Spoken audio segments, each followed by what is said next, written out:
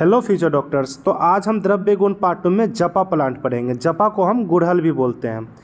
अब इसका हम बोटेनिकल नेम से स्टार्ट करते हैं। तो बोटेनिकल नेम है इसका हिबिस्कस रोजा सिनेसिस।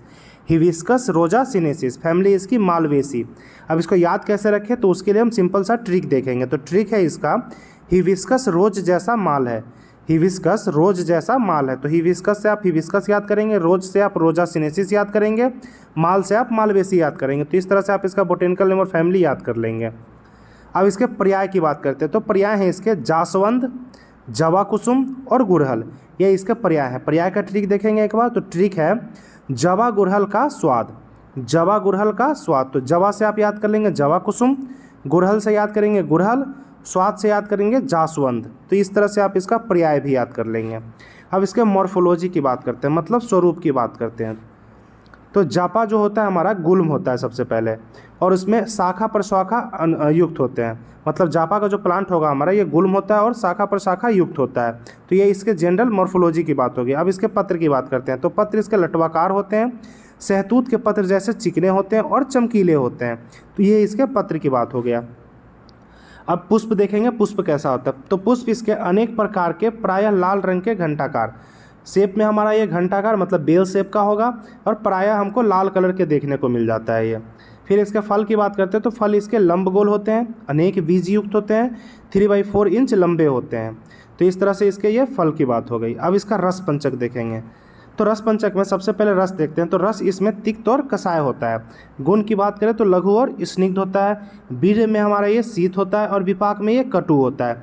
तो इस तरह से ये रस पंचक की बात होगी। अगर इसका ट्रिक चाहिए होगा तो आप कमेंट कर देना।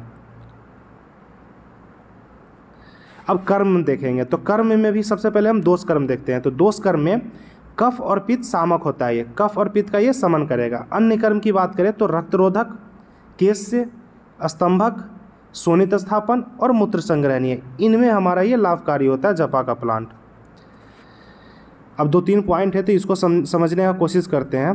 तो सबसे पहला पॉइंट है हमारा, गुड़हल का अर्क कोलेस्ट्रॉल को कम करने में सहायक होता है। अब गुड़हल का अर्क अगर हम यूज करेंगे तो ये कोलेस्ट्रॉल को कम करेगा।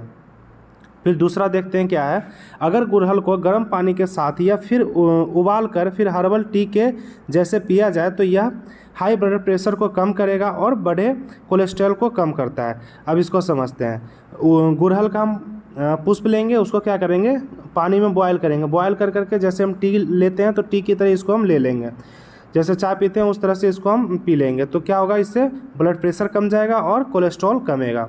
जो बढ़ा हुआ कोलेस्ट्रॉल है तो उसको कम कर देता है। तो इस तरह से हम गुड़हल का पुष्प हम यूज कर सकते हैं।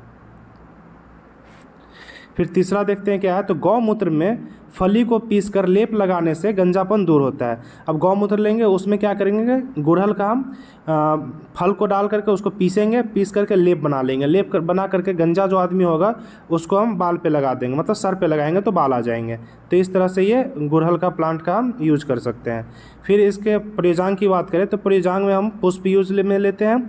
मात्रा की बात करें तो चूर्ण की मात्रा है हमारा 5 ग्राम। ये गुड़हल का पुष्प देख सकते हैं, इस तरह का पुष्प होता है, ये बेल शेप में होता है और रेड कलर के हमको प्रायः देखने को मिल जाती है। ये इसके पत्र है, पत्र इसके लटवाकार होते हैं। तो इस तरह से आप देख सकते हैं।